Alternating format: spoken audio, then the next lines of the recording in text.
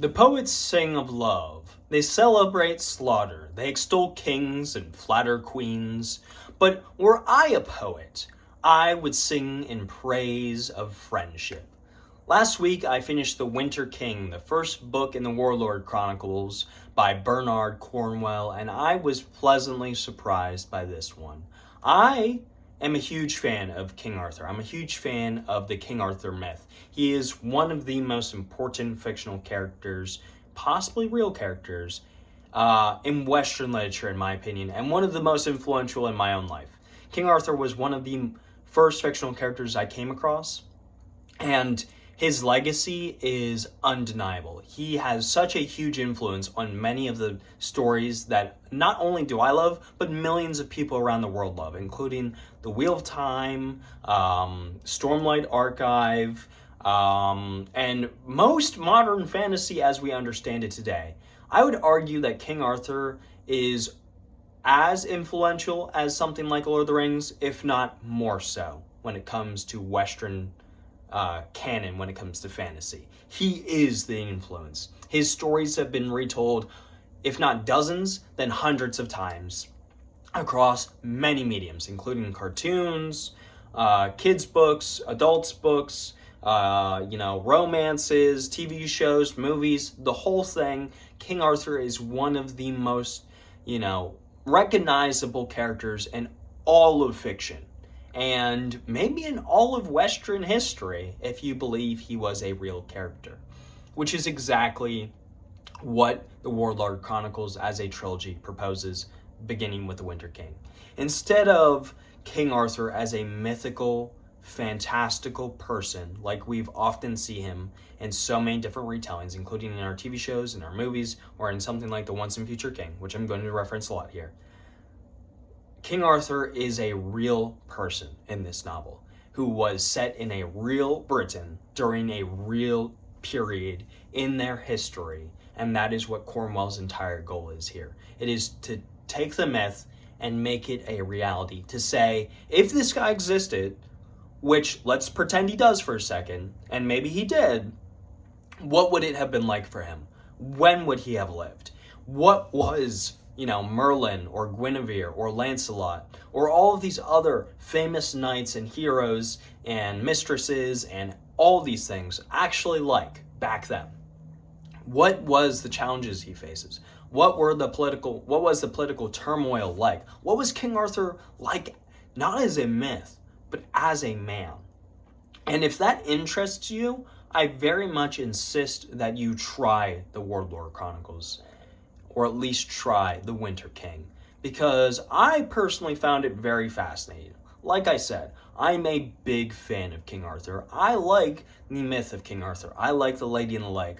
I like this, Sword in the Stone. I like, Lancelot being the greatest knight ever. I like King Arthur being this once and future king. I like this idea of a reincarnated king who will come back time and time again to save Britain from its disaster. I love King Arthur because he is the proto-chosen one as we see it in fantasy today. He is an inspiration for people like Hadrian Marlowe, Randall Thor, Paul Atreides, Anakin Skywalker. Name a chosen one, and he's probably to some degree inspired by King Arthur. And what's really interesting about what Cornwell does here, and I'll get into all the other pros, is that he does not attempt to bastardize King Arthur as a person or as a myth. What Cornwell does instead of bastardizing him or being like, look how flawed all these people are, is make them real. He doesn't make them feel disgusting or like really evil by setting them in a real world. He still has them cling to the core of their character while setting them in a grounded reality, while also at the exact same time leaving just enough myth and mystical and fantasy in there for you to get a little questionable about, are the British gods real? Are these things that Merlin says he can do actually true? How much, is Excalibur actually a mythical sword? How much was King Arthur actually supposed to be this chosen king?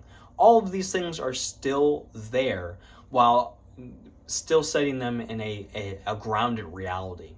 And honestly, across the board, this book is really good. If you are a fan of good characters, I think that this book very much has that.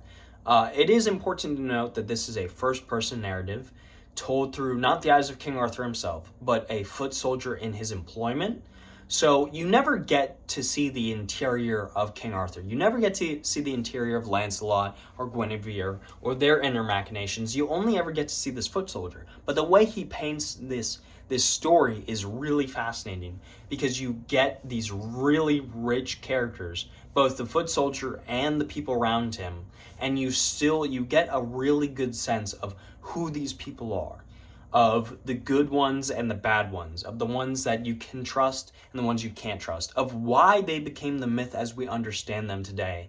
And it's all very, very well written.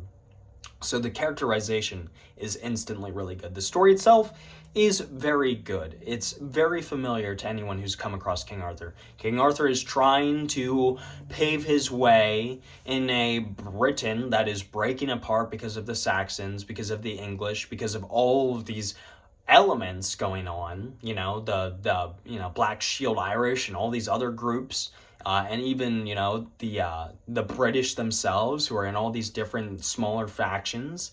And he's trying to save this kingdom for his nephew Mordred, who is he's protecting him. And it's very interesting what Cornwell does here with such a famous story and how he paints these characters. So the story is really good.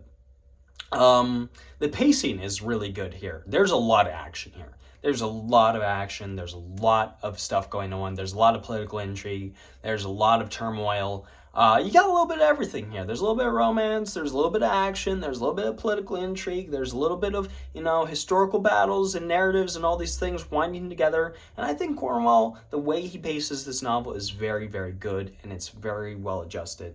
It doesn't feel like he spends too much time on any one thing that would bog it down.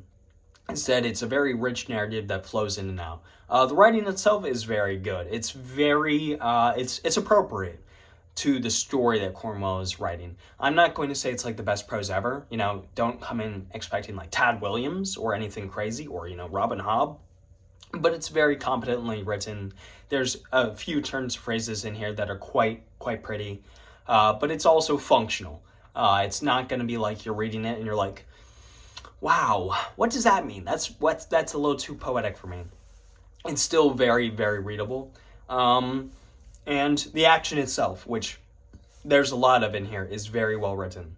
I'm not going to say it's Joe Abercrombie levels of good writing action. I think Joe Abercrombie is the king of writing battles, of writing action. But Cornwell is very good. He writes it in enough detail for you to get the picture. He writes it in a way that flows really well, but he never gets hung up on it. He is still trying to create or recreate the King Arthur myth and ground it in reality, and I really appreciate what he does throughout this novel. And it's one of those ones where it's like, this was a pleasant surprise for me, because I'm always very interested to reread or to read King Arthur retelling and see how good or how bad it is, because King Arthur, very famous character. He's got good stories out there. He's got terrible stories. And I'm very much in the camp that this is a good one. And honestly, if you're a fantasy fan and you want to get into some more historical fiction, I think this is a really good introduction. If you're, historical fiction fan and you want to get into fantasy, I think this is a good introduction. If you want to get into King Arthur stories and, you want, you have enough information about King Arthur to feel comfortable, while also wanting something that's a bit more grounded, that has, linear narrative and, its own kind of purpose, I think this is a good introduction. I feel like this is a book that is going to work for people across the board. If you're a fan of fantasy, I think you'll like this. Fan of historical fiction, you'll like this. Fan of King Arthur, you'll like this. If this interests you at all, I definitely recommend checking this out. For me, I'm going to give it a solid 8.5 out of 10, and I'm very much looking forward to what the rest of the Warlord Chronicle trilogy has in store for me.